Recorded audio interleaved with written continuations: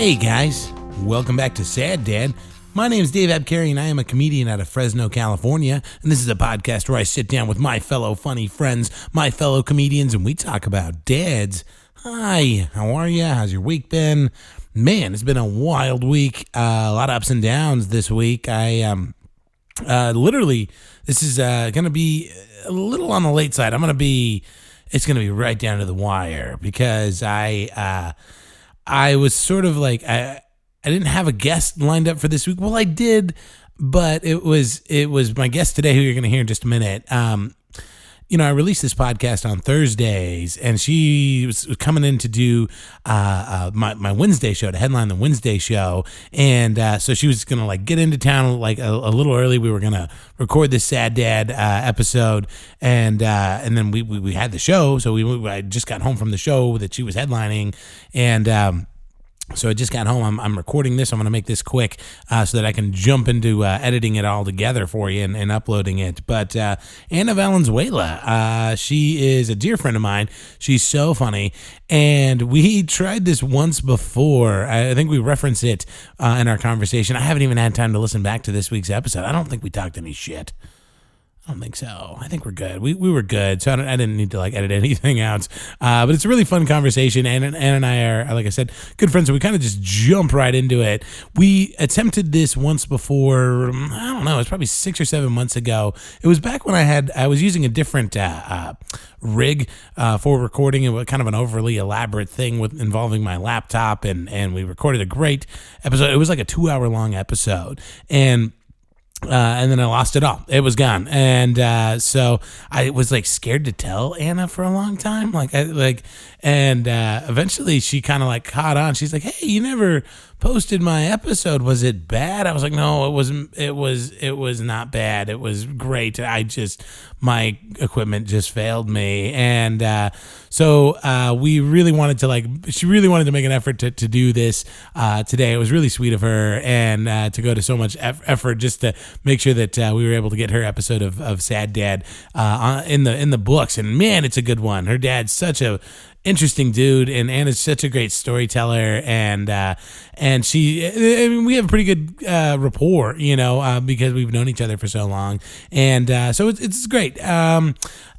So let's just jump into it here. There's no need for me to rant about this, and we get right into it. She literally knocked on my door when she got into town. She walked into my house, and we just sat down and I hit record.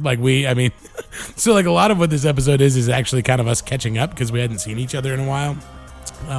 So you kind of hear some of that, and it's just super fun. So guys, let's do this. Without further ado, Anna Valenzuela.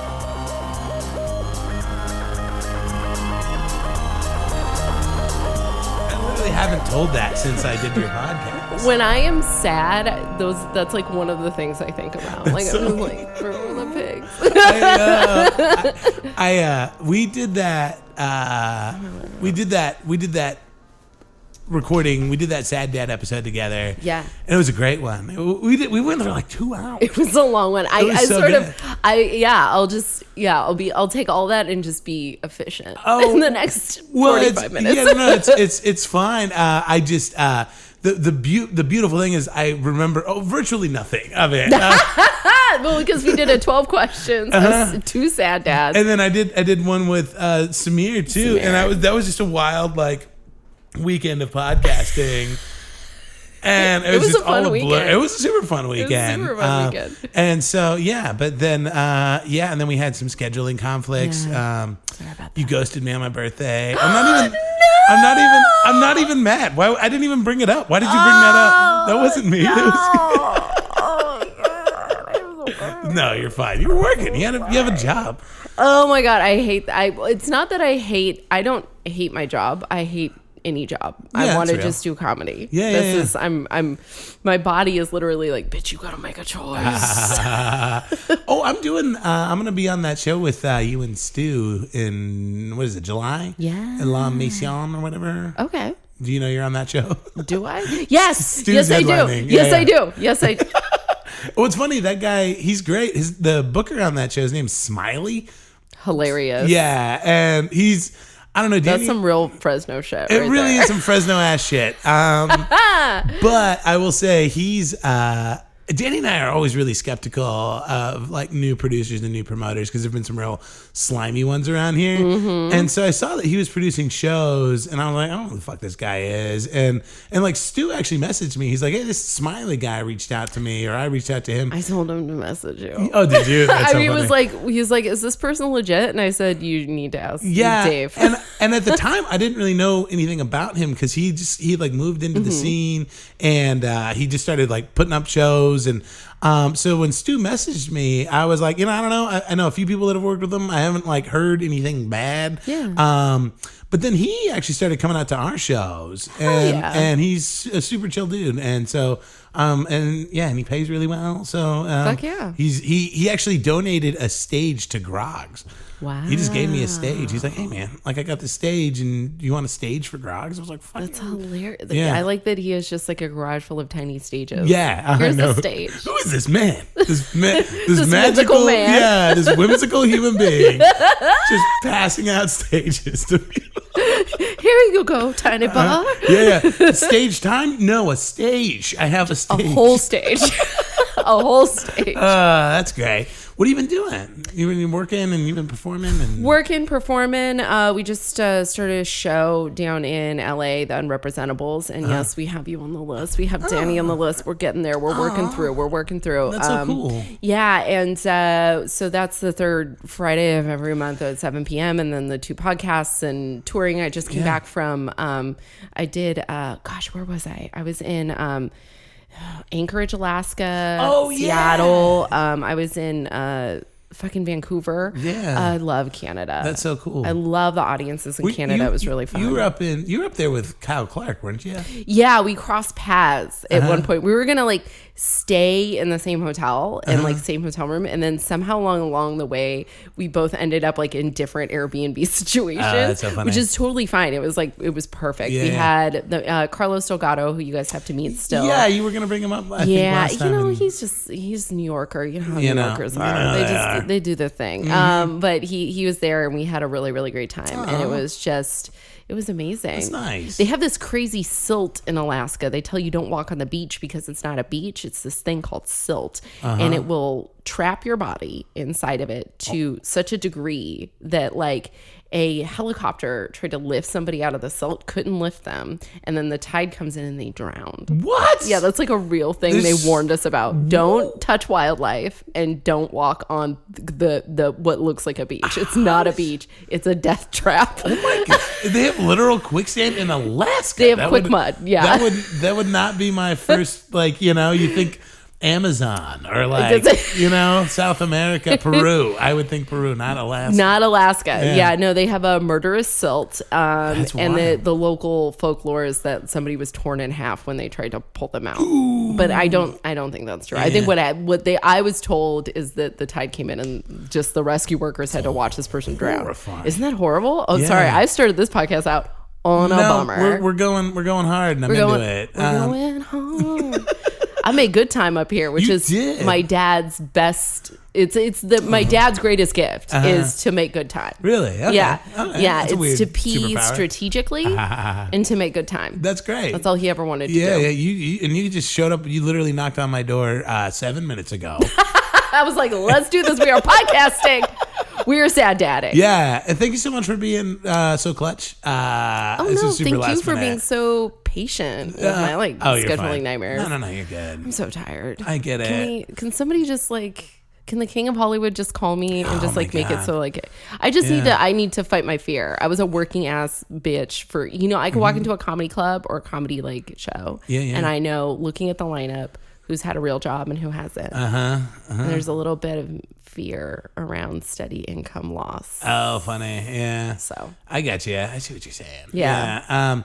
But either way, you're doing the damn thing, and that makes me so happy. I love it. Yeah. I love it. Oh my god. You're doing the damn thing. Yeah, I've been super tired lately too. I had a real day yesterday. I just had a real fucking meltdown about stuff. I'm okay now, but I just What meltdown? I was just feeling really like kind of like overwhelmed and kind of like just one of those like full blown like personal existential crises. Yeah, this is me the last 2 months. It's like, what are you even doing? Why are you doing this? Why are you putting yourself through all this? I'm better now. I'm feeling better.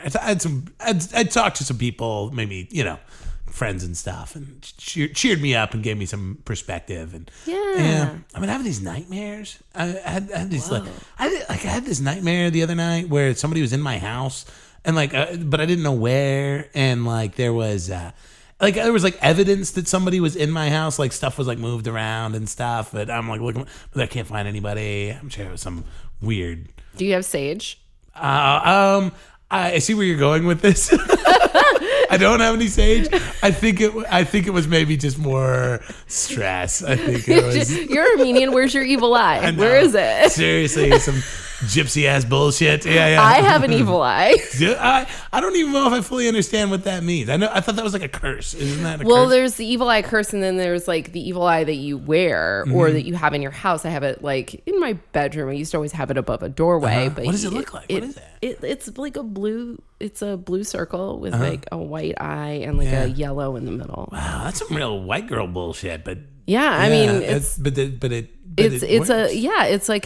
a weird like Persian thing, and also Latinos have it because there's some sort of like cross migration. Oh, that's so it's funny. like a cross cultural exchange. Really, situation. I didn't. Yeah. Oh wow. I mean, that's fascinating. Yeah. I mean, you call your podcast the Brujas. The Brujajas. The yeah, Brujajas? but it's Brujaha. Oh, okay, got it. Because there's another I Brujaha for drinking people, and they were there funny. first, and we just didn't think about the phonetic issues. Oh, I see. But yeah, no, it's Brujaha spelled Brujaja, and it's a fun like it was basically I want to learn how to be more Latina. Let's start a podcast about it. I really because I've listened to episodes of it, and I think that's like one of the cool things that you guys do. I think I've gone on this rant with you before, maybe with somebody else, but I'm honored you listen. Oh yeah. But like you're this cool like millennial bridge where like there's all this cool stuff in like Latin culture that I think like a white audience could really relate to, but there's a barrier of entry, and you guys kind of like bridge that. You're like, well, if you're into this like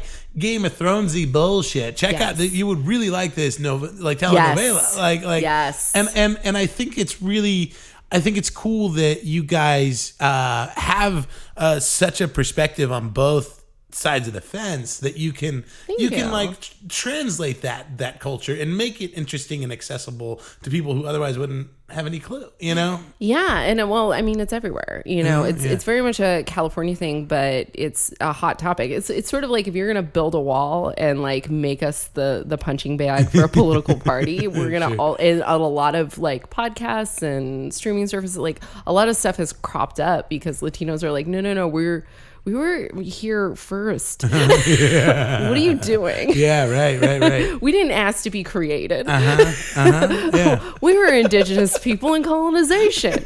We're a crock pot. We're probably related to each and every one of you. Chill the fuck out. And there are all so many like different ways to be Latino. It's like there's a big barrier for entry. It's like my dad was Boyle Heights, like East Los Angeles, moved up the Central Coast, like put a Steely Dan like 8-track in his Porsche and like popped a bottle of wine and like moved up the Central Coast. That's so funny. That's like that bit of imagery. That bit of imagery is the thing. Is like the one bit of imagery that really like sticks with me from our last attempt. Which is really funny. He's a fancy Mexican. Mexican? He fucking went for it. He just found white broads, went up north, had a good time. That's so funny. So that's to kind of get back to the relationship, because when I was a teenager, he suddenly became like very Chicano. He became like very much a part of that movement. I didn't understand it. He never spoke Spanish in front of me. He didn't I was basically raised to be a white girl, high level assimilation. Let's do this. Yeah. And so it's a very interesting cultural experience because I'll be listening to NPR and I'll discover a band. You know what I mean? Like I'll be like, oh, I should have known. I should have known about Mexa Morrissey. Like, it's like Latino Morrissey covers. That's yes, so cool. of course. Yeah. Like, so there's all these different things. And in comedy, people sort of expect you. They're like, you're going to be, we need to know what product we're selling. You're a woman and you're brown. So you're obviously very Mexican. And it's like, well, there's different.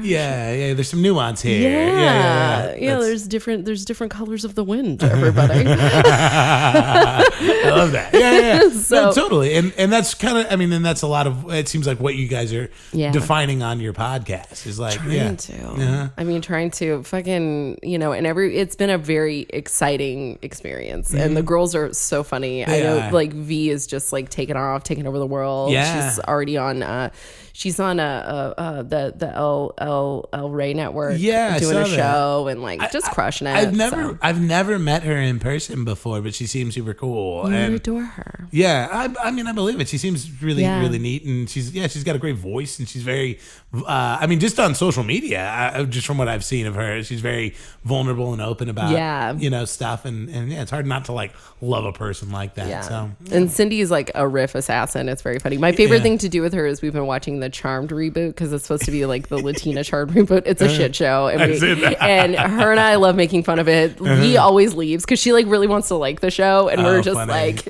like cracking our knuckles like, all right, CW, we're taking you to task. That's so funny. So I love that. It's a good time. What is, just so the audience gets to know you, like where did you grow up? Oh man, I grew up in so I was born in San Luis Obispo.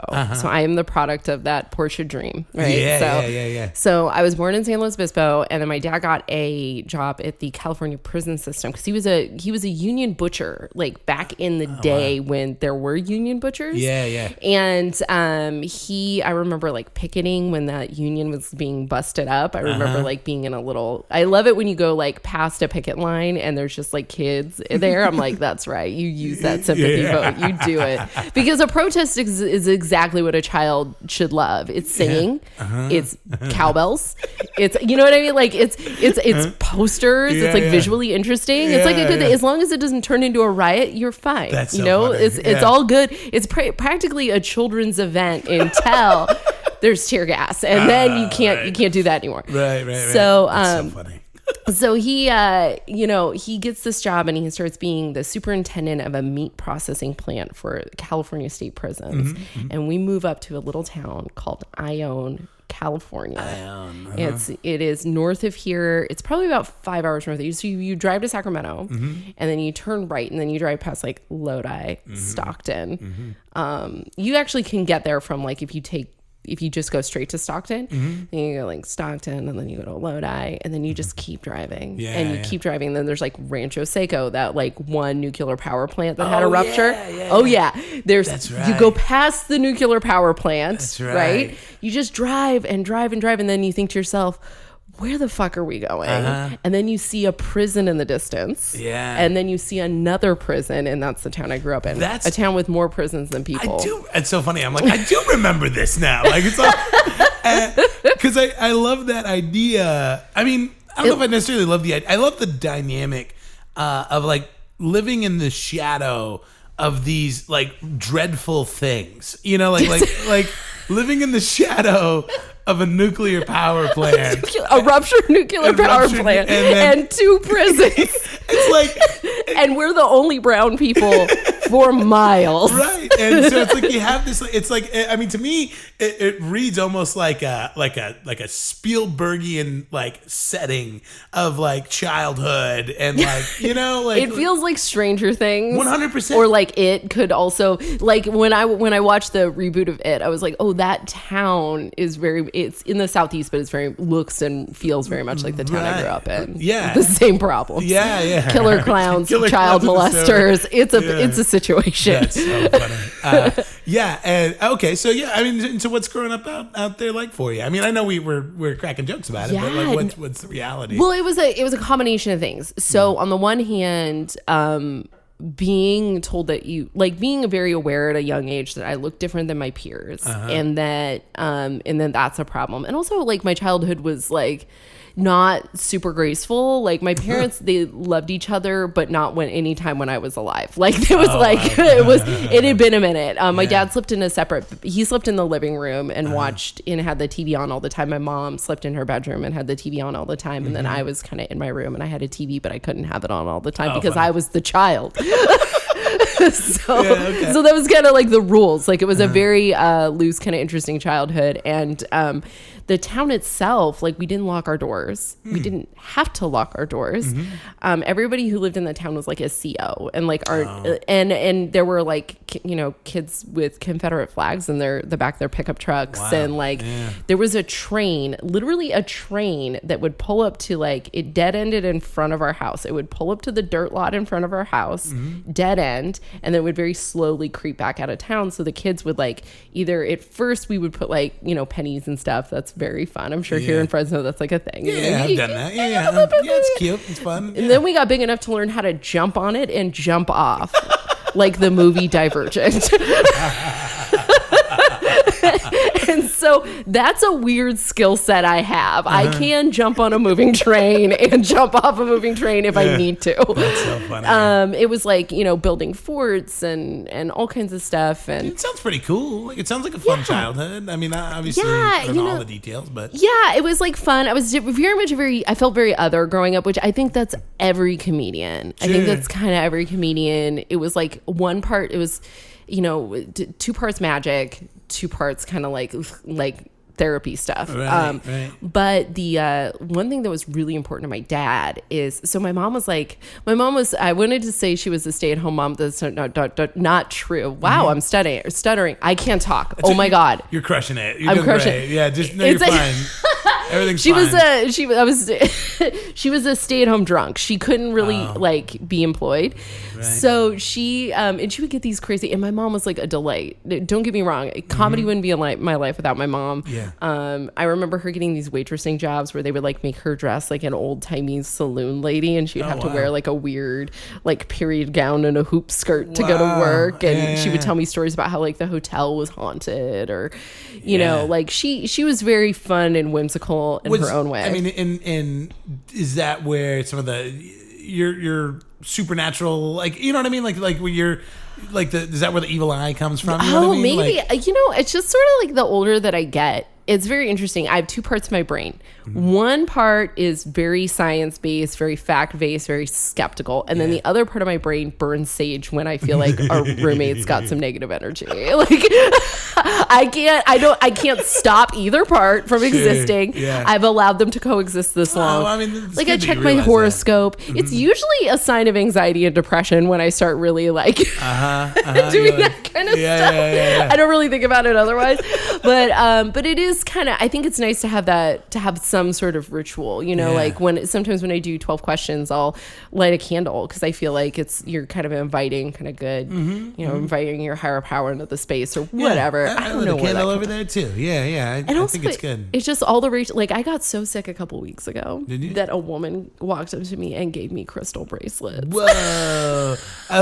She was like, "We need to get you vibrating on a higher level." So I was funny. like, "This is the most LA moment of my life." Like this is, oh my God, what am I, the queen of Echo Park right now? What's happening? So how did you end up in LA? What got you out that way? Oh my gosh. So I was in Ione until I was about 13 years old, and my parents separated, and I was like, I'm using this as an excuse to get the fuck out. But my mom moved to a town that was the exact same equivalent in Arizona called Cottonwood, Arizona. Ooh, exactly. You've never heard of it. No. So it's like it's like I went from one Tom Waits album to another Tom Waits album. I was like living the catalog, just very strange, weird situations. Yeah.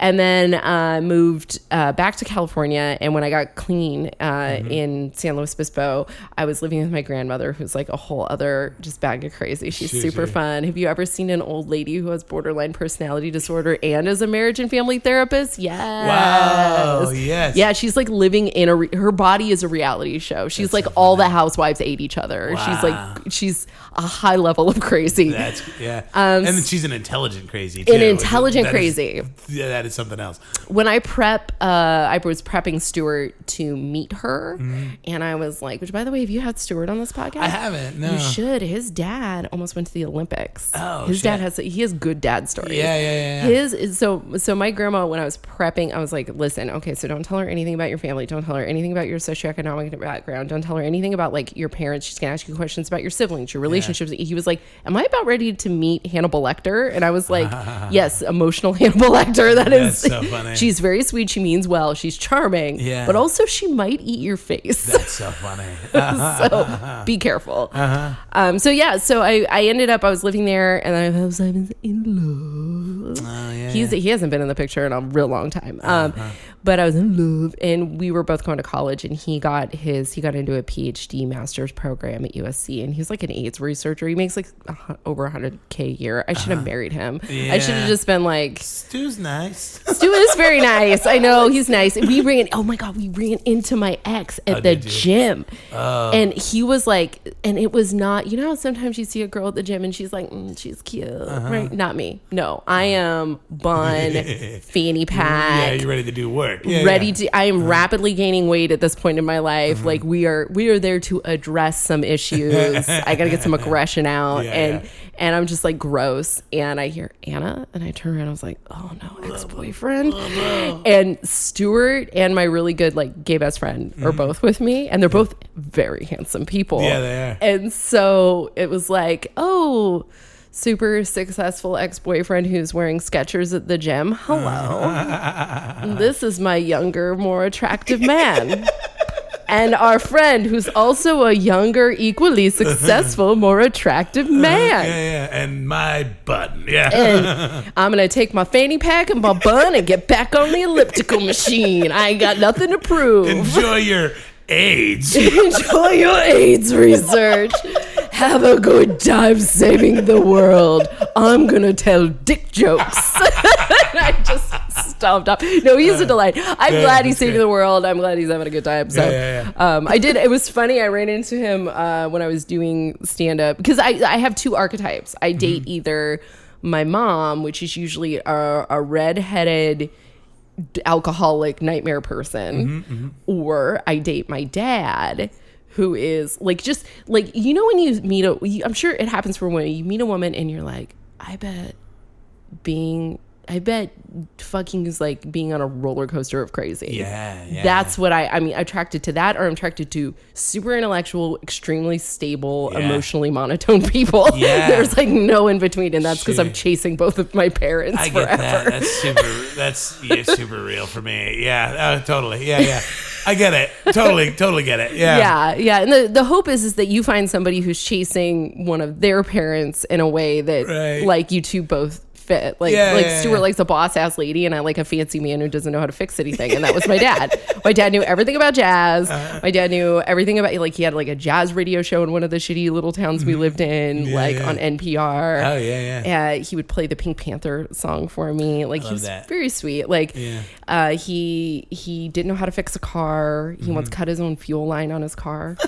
Trying to fix it, which was adorable. We made fun of him forever. He was just basically, he was sort of, I think about it now, like, I don't expect my relationships to have that sort of there's a part of me that's like, I want the gender role. I want you to pull out my chair and hold the door and always buy dinner. And, you know, there's a part of me that kind of wants that chivalry. Right. And then there's a part of me that recognizes that, like, I'm always been the person in my relationship who's like, babe, hold my purse. I'm going to fight this person for us. So like, dude, it's so funny you say that, because the gal I'm dating right now, she's bi, and she's like kind of like she leans a little bit more on like the butch side of bi, and it's like, which is kind of like, you know, if sexuality is a spectrum, and you picture it like as a wave form, you know, like our waves are like harmonized with each other, where like there's this little bit of me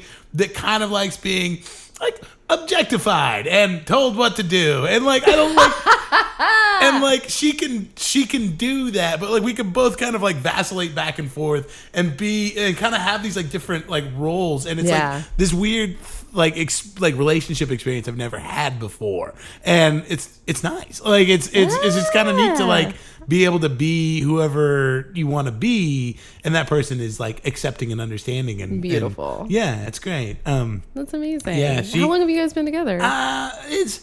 We've been talking for a couple of months. It's like, we're not like at that new. Like it's new, and it's not like at that like official stage yet, but it feels like it's kind of going that direction. I don't know. Cute. I try not to talk about stuff like that. It's too like this personal. Weird, well, it's just that it's always like a weird curse every time I've like brought up a potential significant other on my podcast. Something awful is that. That's why you gotta sage this place. That's what I'm saying. We gotta sage this place. You're having nightmares.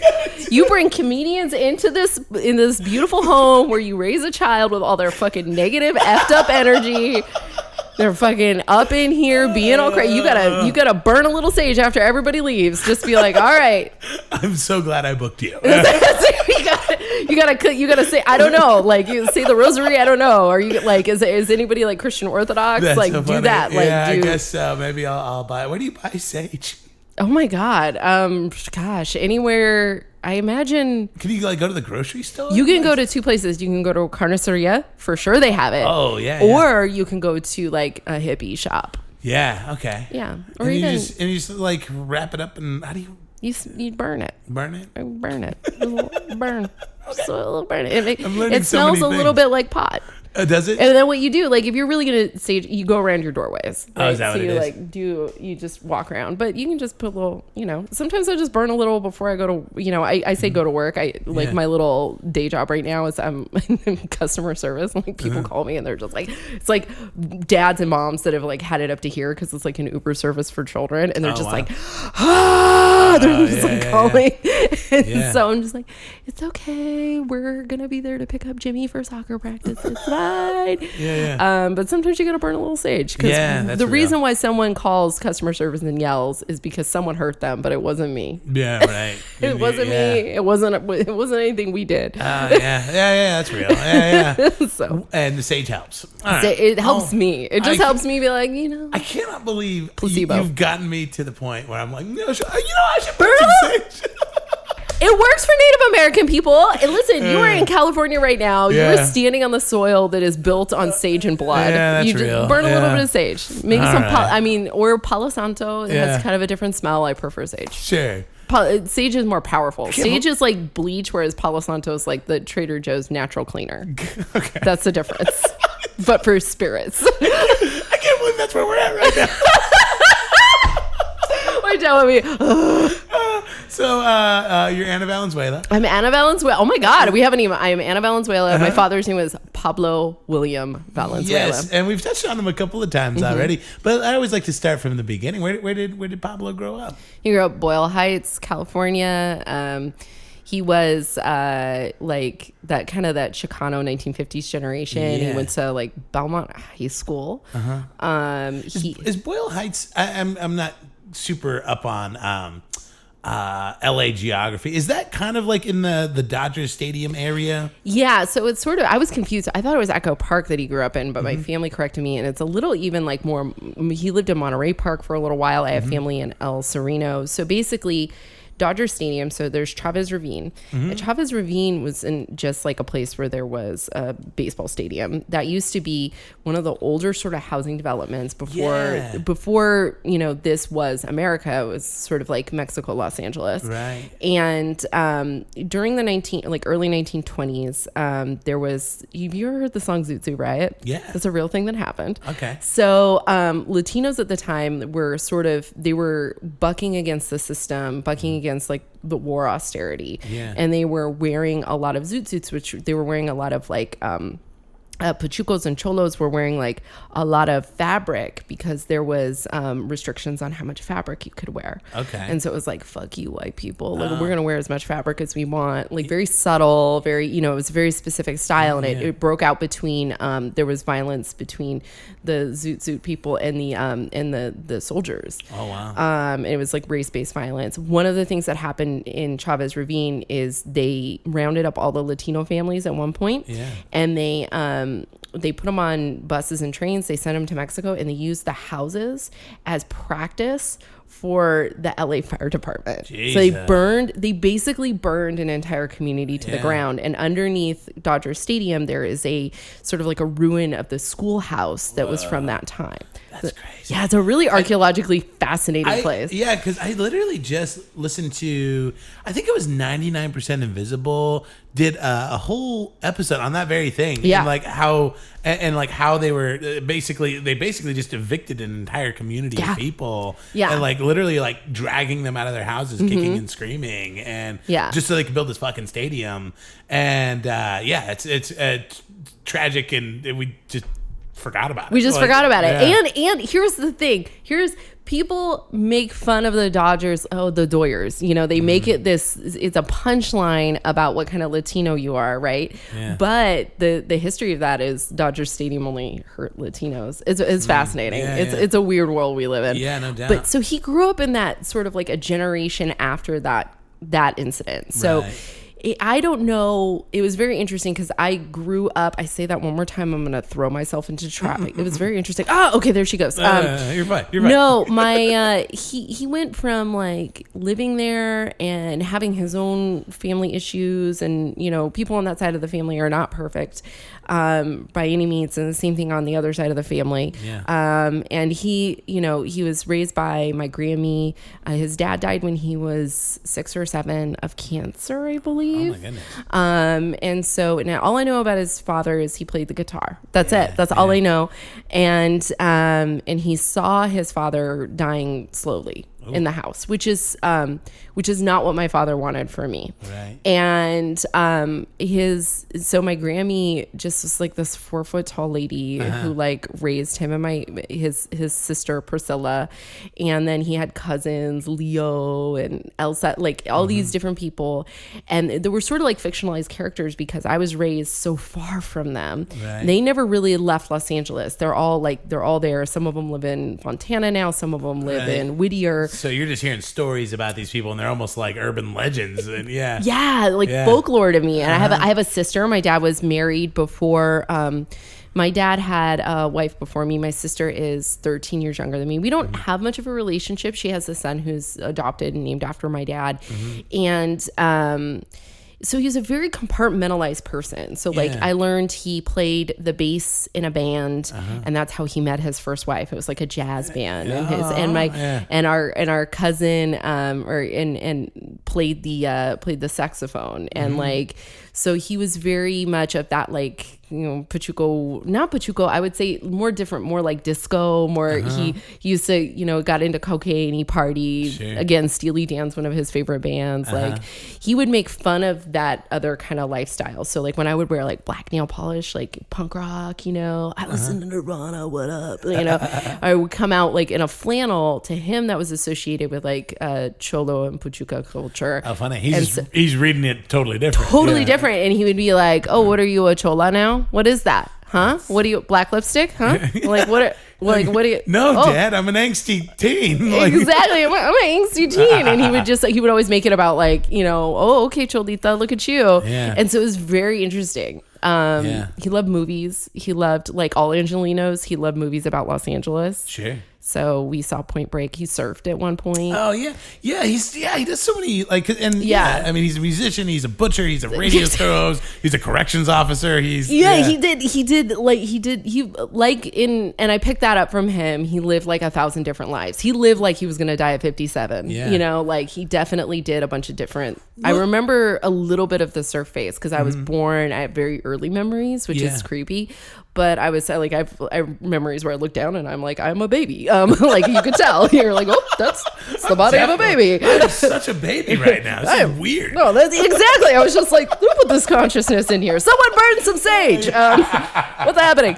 So he was a surfer in the Central Coast. When he moved up, so him and his wife break up. He moves up the Central Coast, and he meets my stepmom. Well, my stepmom and him met working at Central Market. Her parents had just died. They died before she was 17 years old, both of them of cancer. Oh, geez. And so they lived in, she was from Ohio. She moved out to LA. Yeah. And she was like, I'm going to because in the 60s and 70s, getting a grocery store job was a solid bit of work. You could like make a living. Yeah. So she gets this job at Central Market, and Central Market now is a place where they have artisanal PB&Js. I'm not kidding. Wow. They do. Okay. There's like, it's very hipster, but at the time it was meat, a good taco stand, vegetables. It was like a real downtown LA blue collar place.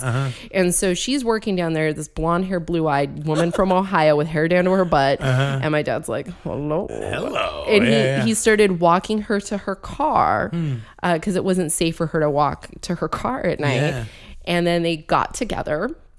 And the two of them moved up the Central Coast. They kind of fell in love with that area. Yeah. I love it when people from Los Angeles, that is very true. I know a couple right now, they're comedians, Stephen Randolph, Chelsea Skidmore, they just got married at the Madonna Inn. I would just want to be like, God, you guys are Angelino as fuck right now. Yeah, if you're going, there are two types of people that fucking love San Luis Obispo. Fresno people, Fresno, Bakersfield, so like Central Valley, and Angelinos. And they just like converge. I mean, Slow's cool. There are just a lot of really interesting towns on the Central Coast. Yeah, it's such a well kept secret. Like Cambria and Morro Bay, and Hearst Castle is one of my favorite places in the whole world. Like, so cool. San Simeon. So is it? I don't know if I'm reading it right, and I don't know that this is a fair statement. I just want to get your thoughts on it. But like, is your dad almost? Is he kind of like?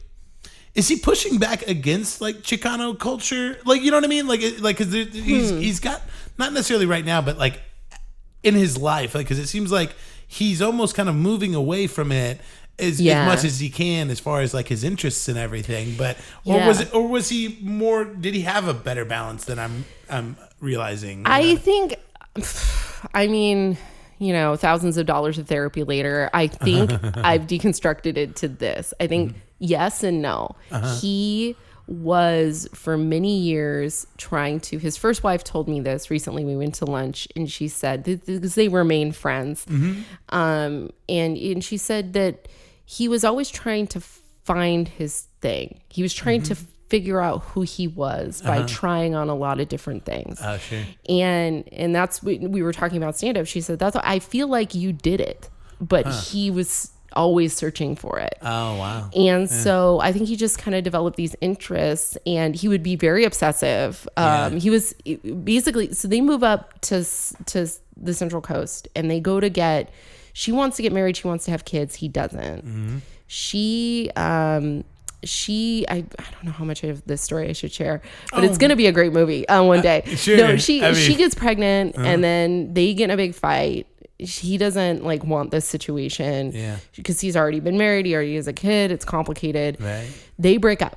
They both get married almost immediately. Okay. She gets married to this Portuguese fella and he gets married to my mom. Now, my mom's from Morro Bay, California, and Portuguese fella's from 5 Cities, Rio Grande area. Oh, wow. So they both marry a local. Oh, funny. Yeah. And my stepbrother and I are 3 months apart. So they both remarry, and apparently my dad, when he found out she remarried, like went to the Rose's house, like looked them up, went to the Rose's house, found my stepbrother's dad, like slammed him up against a wall, because my dad at this time, my dad now he's started surfing. He now has a black belt in Kempo with the guys who used to that then became the Pit and like slow kickboxing and all those people who they're the Liddell people.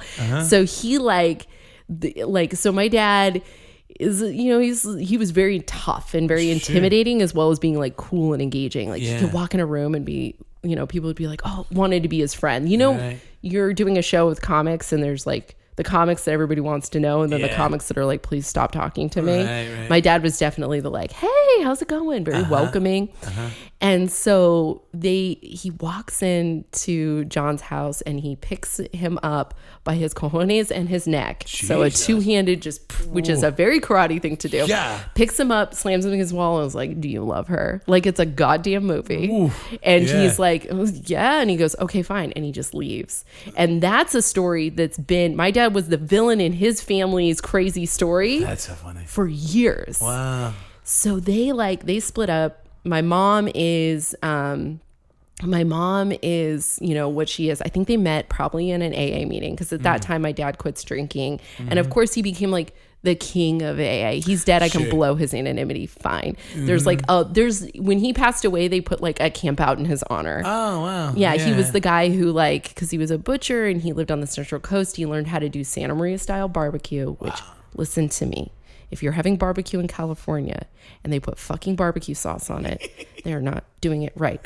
Here's the deal. We grill here. We take a tri-tip. We rub it in garlic. We put a little bit of pepper on it and some oregano and a bunch of salt. So and then you cook it over oak wood and you slice it up and you put it on a buttered French roll and you eat it with motherfucking salsa. And that is barbecue in California. Yes. I will fight you. I believe it. You will probably win. You are also a martial artist.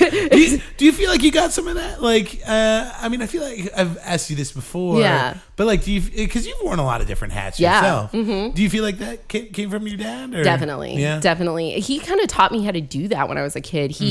When he went through his cycling phase, he always loved, back in the day, there wasn't HBO or ESPN everything or HBO everything. Right. There was just like, you had ESPN and they played the American sports during the day and they played the weird sports at night. So your soccer, your cycling. So he would watch the Tour de France like it was his job every year. Wow. And then he decided he wanted to lose some weight and he starts cycling, and it starts with like a little mountain bike he bought at Costco, 10 miles a day. He's just going for it. Yeah. And then he like gets a better bike, and then he gets a better bike, and before you know it, he's doing the goddamn death ride, which is 200 miles over Yosemite to Death Valley.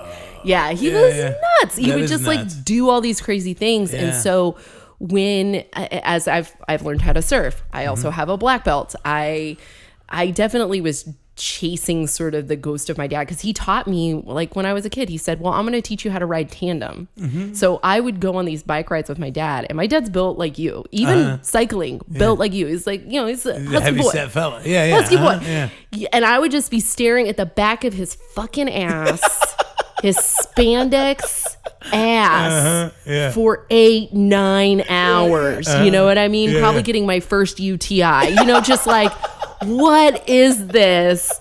But I really wanted to know my dad, and to kind of know my dad, you had to know obsession and you had to know numbing, because he was definitely the kind of guy who would like watch TV and fall asleep. Oh, you know, he was like, he was either on or he was off, and I definitely have a little bit of that myself. Oh, wow. So, and I know you talked about some of the stuff that you guys did and the things that he showed you, but what was that relationship like between you two?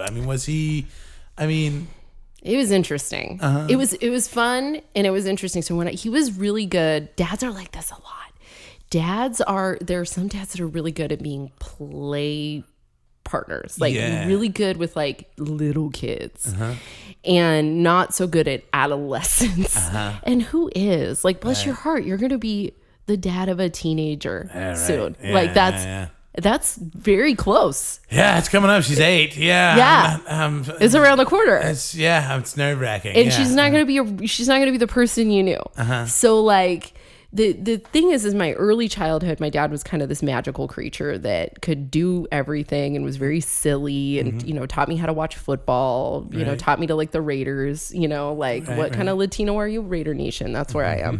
Like that's where my family's from. So he you know, taught me all these things. And then the second half was very strained, because it was a culmination of like, there was a lot of anger in the household that I grew up in between him and my mom. And then there was also neglect on both their parts. He wasn't really an active parent. And then my mom was like a drug addict. And so he was kind of running off doing his own thing, because you know, I think he really wanted the marriage to work, but realized very quickly it wasn't going to, and then didn't know how to like back out. Right. And I always tell people, like, be happy. Your kids want happy parents, because what happened was so here was this kind of like miserable guy, but we had these special moments. We would go to the movies together. Because he always wanted to go to the movies, and my mom wouldn't leave the house because she, you know, it's, you know, hard to be high in public. Sure. So she would just lay around and watch the History Channel and play solitaire with an actual deck of cards. Wow. And my dad and I would go see like Lethal Weapon, all of them. None of them are appropriate for children. I saw a lot of movie titties, like a lot of movies, 80s titties. We saw 80s titties were my favorite. 80s titties were great. That's why my titties look the way they do. You know what I mean? Like, I didn't get 90s titties. I didn't get 2000s titties where you're walking around with side boob and you don't need a bra. No, I have 80s titties. I have like, they have weight and they have a problem. They're concerned. They are too old for this shit. That's so funny. They're just begging for coke to be done off there. Exactly. They're just like, we're here. You know, like that's, if they could talk, it would be raspy. Yeah, absolutely. How are they smoking a cigarette? Exactly. My mom could smoke a cigarette and eat. I remember because I grew up wild. Like she could smoke a cigarette and eat in a restaurant with like both hands, like food in one hand, smoking in the other hand, a cup of coffee in front of her. My dad, very like, eat in the middle of the night kind of a guy. He was definitely a pie when no one was looking man. Sure. But yeah, we had a very interesting like bonded when I was a kid. He used to make fun of me. He liked to make fun of people. And the first time I came up here and did stand up, I think this was before you were working with Danny.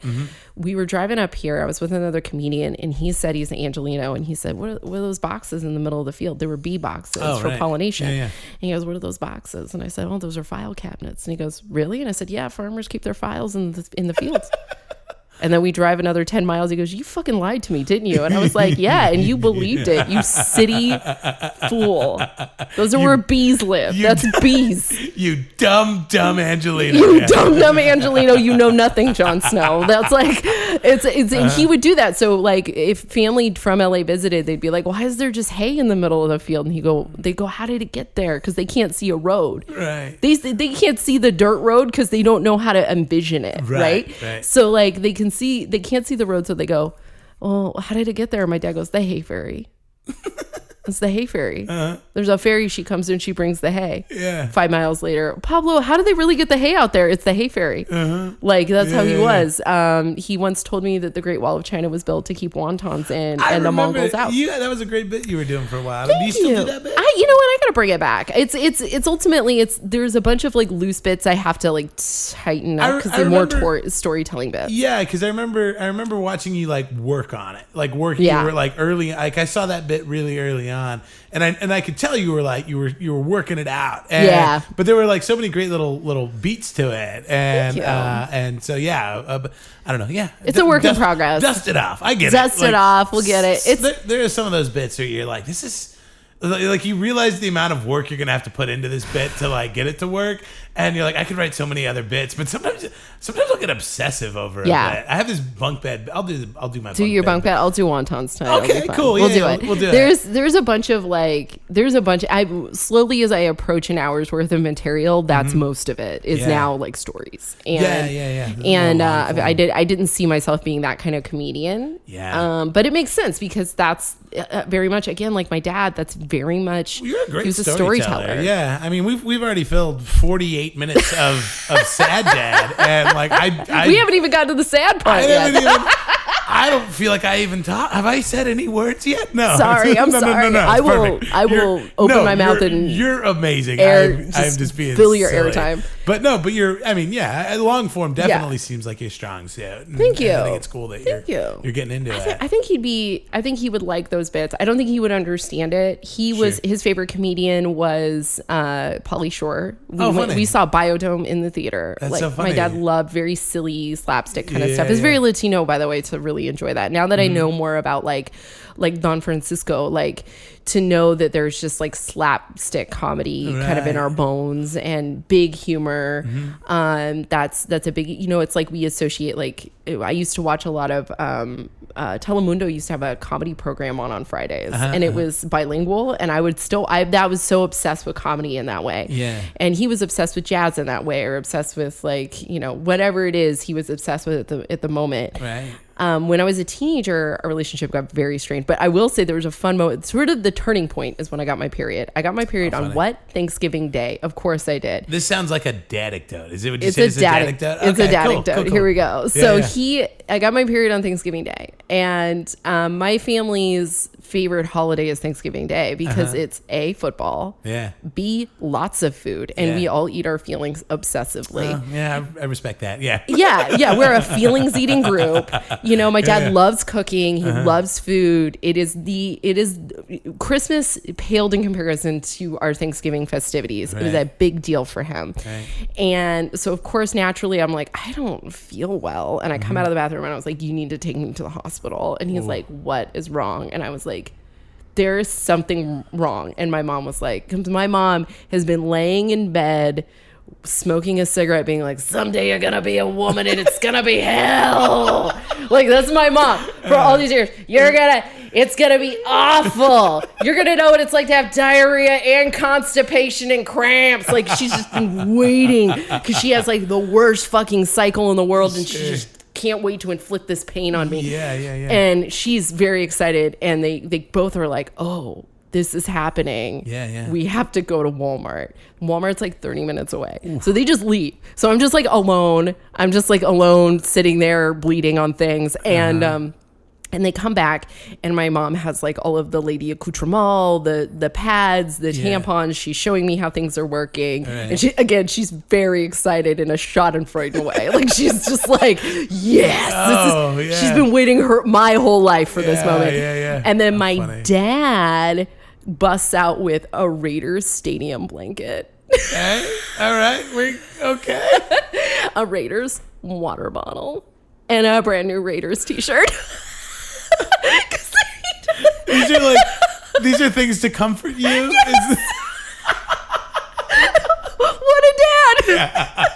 I just wish I had that stadium blanket. That was so funny. And that's why sometimes when I would roast battle, the last couple of roast battles, I wore his Raiders jacket on stage because I wanted to just feel like tough. But like, it's so funny to me. Like, he was just a very, like, he lied to me about the wontons. He was very, and then I was a teenager and things got wild. I started drinking, and he and my parents, like, they divorced, and it was ugly. It was ugly. There was a moment where I walked in the house. My mom had taken all the furniture. He had somehow kept the house, but lost the furniture except for the furniture in my room. So you walk in, and it looks like someone's robbed my childhood. Oh, geez. And then I walk into my bedroom, and then my dad's just like sitting there in the living room in a lawn chair, just like crying.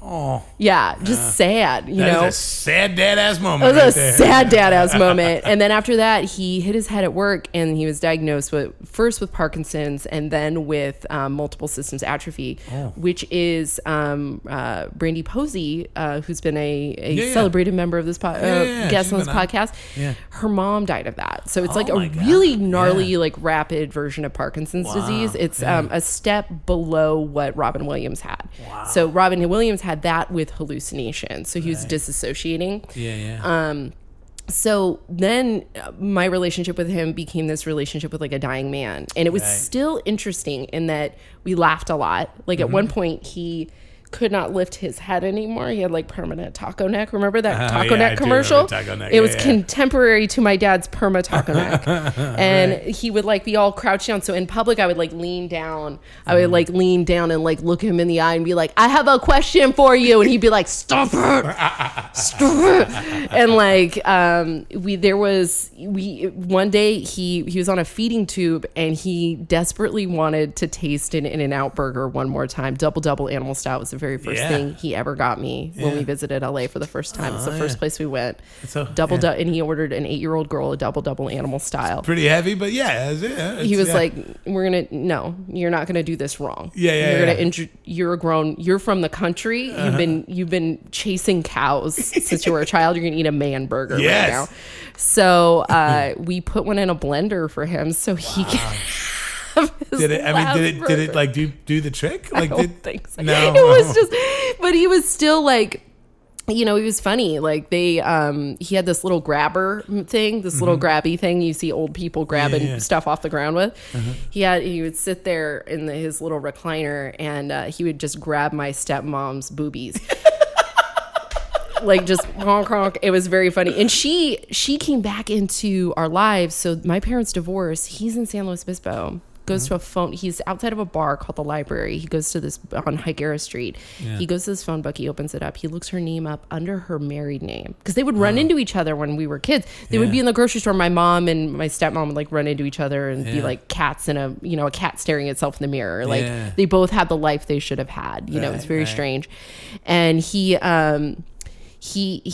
looks her up and calls her and was just like, hey, you know, I'm in San Luis Obispo. I just want to see you. And she said, Pablo. And she goes, where are you?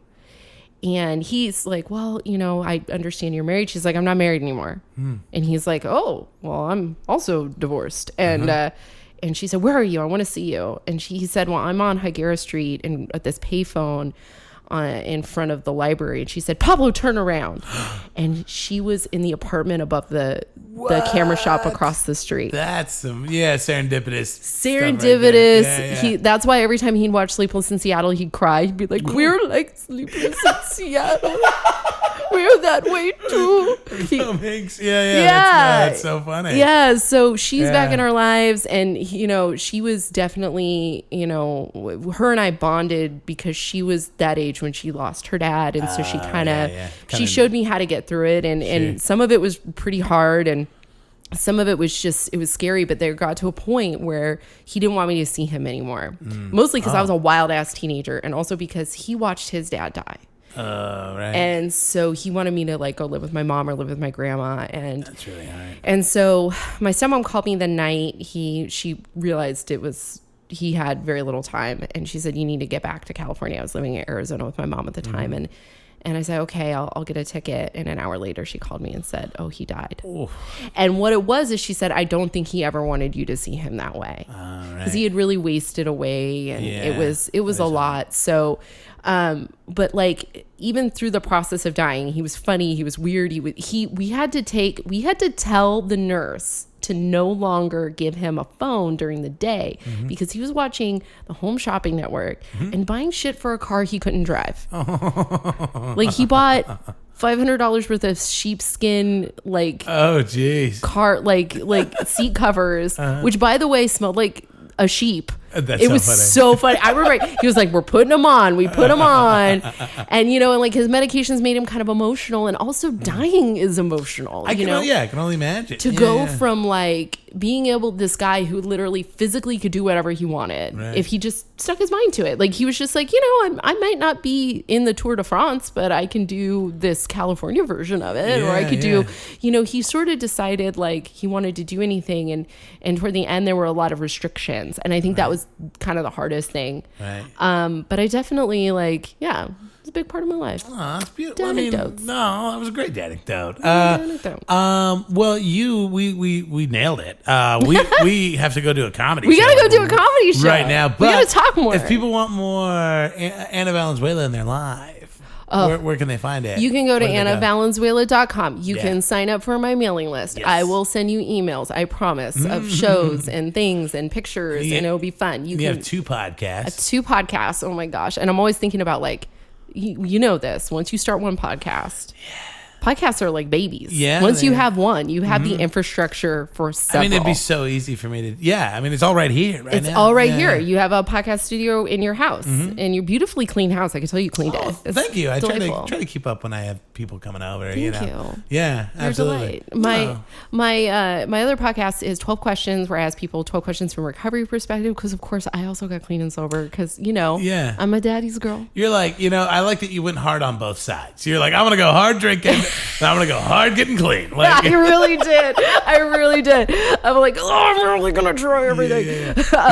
And then the Bruja podcast, which we've talked about, both are on the Unpops network. So please listen on Unpops, but rate and review on iTunes, kiddos, because that's where the money is. That's so real. Rate and review this podcast. Yeah, thank you. If you like this episode, get on Sad Dad and rate and review it. People think I'm just being like, I don't know, this isn't a fair statement, but I mean, like, when I say like, hey, rate and review, like, it's so crazy how people like podcasts live and die by the fucking iTunes rating system. So and you have to just kind of love it, you know what I mean? You just gotta kind of love what you're doing, and that's the one thing I've learned in the last couple years of like, you know, having some success and then realizing like, okay, this doesn't mean I get the moon right away. If I did want to get the moon right away, I'd have to sell a soul, you know? Sure. So like, kind of taking the hard road means that you got to just do what you love and do it for the people who fucking love it, you know? And so that's how you get a hold of me. And I would love to see you at shows. I'd love to see you just around. Anna Valenzuela. Thank you for listening. Yeah. Thanks so much for being on. Yay,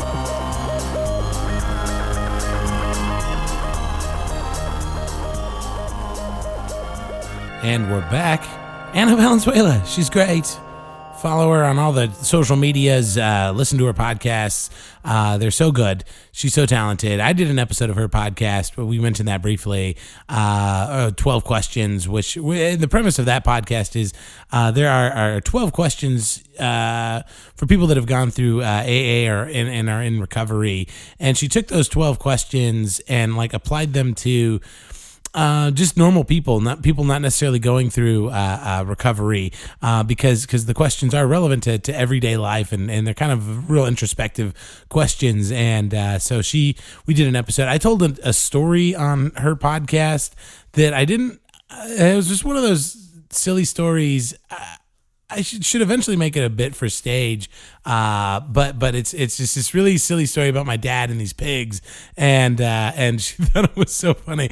She made me tell this story on her podcast because she likes it so much. So she references that like right at the very beginning, and so she's great. I just got home from the show that she was headlining that I booked her on, and man, it was fucking wild. There was this dude in the front row that like he wasn't necessarily heckling, he was just like this loud talker, and like Anna has like mild ADD, and some comedians I'm pretty good about kind of soldiering through, you know, because it's a weird moment as a comedian where you're like, I can address this person who's talking and make it into a thing, or I can ignore it. That guy will probably be quiet in a couple of seconds, and then it's fine. And but this guy was really getting on Anna's last nerve. She did something. The guy was in the front row, and she stepped out off the stage onto his table. Mind you, she told him to shut the fuck up like 3 or 4 times already. She stepped off the stage onto his table and basically just did the rest of her set standing on his table, and just a fucking big dick move. She like flopped her big old cock onto that dude's forehead and just left it there for 20 minutes. And it was amazing. Anna is so fucking cool, man. So so give her a lot of love if you can. Listen to her podcast. She's so talented, and so do that, and then rate and review Sad Dad if you can on iTunes. We live and die by that stuff. We talked about that, and then if you guys have any questions for me, message me, saddadpodcast@gmail.com. If you want to support the show financially, there's a Sad Dad Patreon. I'll link all that in the notes. And movement on the coffee mug front. You guys, I got a lot of positive responses to the Sad Dad coffee mugs that I posted. Oh, and also too, you guys really jumped in on the Sad Dad Facebook page. Thank you so much. I got like a couple hundred likes on the Sad Dad Facebook page and follows. So this week. So thank you guys for that. That was super rad. And so yeah, as far as the Sad Dad mugs go, I was like looking at like places to order them from, you know, like there's online places you can order, you know, these cups. They're kind of expensive, but then I was looking into it. I thought it was like some highly specialized piece of equipment you need to like make coffee mugs, and yet really don't. It's fucking, they sell it at Walmart, and it's some investment on my part, but it'd be kind of cool to be able to like make my own merch, you know. Not a lot of people do coffee mugs. So, I'm gonna put some work into that and see if I can get that all figured out and get those mugs made up and we'll figure out. I don't know if you guys want to buy them. I gotta figure out how to do that. Maybe like I don't know. If you Venmo me, I'll figure it out. I gotta one step at a time here. I gotta figure out how to make the fucking things before I can sell them to you. So either way, guys, thank you so much. We'll be back next week. I've got a kind of a cool like 2-part series for you next week, or starting next week. There's this great 2 awesome comics, David Sharp and Shauna Brennan, and they're a couple. They I believe they're married. I'm not actually sure. I think so. And they have a baby together, and and they do comedy, and they were on the road this week, and they've been. They've kind of taken their baby on the road to their comedy venues.